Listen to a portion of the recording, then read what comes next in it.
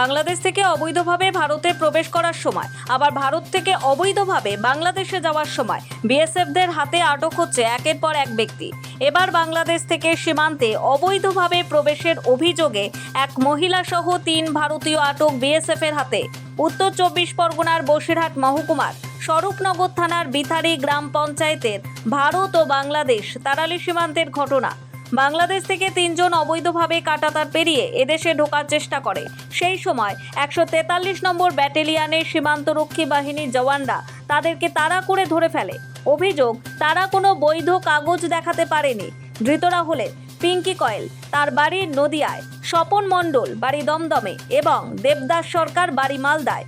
এই 3 জন বাংলাদেশে গিয়েছিল, কিন্তু প্রশ্ন হচ্ছে বাংলাদেশ থেকে এদেশে কেনই বা তারা অবৈধভাবে ঢুকলো, তাই নিয়ে একাধিক প্রশ্নচিহ্ন উঠেছে।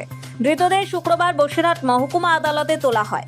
পাশাপাশি অবৈধভাবে পাসপোর্ট ভিসা না নিয়ে ভারতে ঢোকার অভিযোগে আরও এক ব্যক্তিকে আটক করে পুলিশ।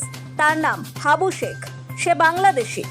গ্রেফতার করল বসিরহাট থানার পুলিশ শুক্রবার সকালে বসিরহাট থানার পাশাপাশি অবৈধভাবে পাসপোর্ট ভিসা না নিয়ে ভারতে ঢোকার অভিযোগে আরও এক ব্যক্তিকে আটক করে বসিরহাট থানার পুলিশ। হাবু শেখ নামে এক বাংলাদেশিকে গ্রেফতার করে বসিরহাট থানার পুলিশ শুক্রবার সকালে বসিরহাট থানার পাশে একটি বাস স্ট্যান্ডে সন্দেহজনকভাবে এক ব্যক্তিকে ঘোরাফেরা করতে দেখে পুলিশ। তারপরেই তাকে আটক করে এবং বসিরহাট থানায় নিয়ে আসা হয়। জিজ্ঞাসাবাদ করে জানতে পারে ওই ব্যক্তির বাড়ি বাংলাদেশের খুলনা জেলায়। তাকেও বসিরহাট মহকুমা আদালতে পেশ করা হয়। নোবেল বাংলা।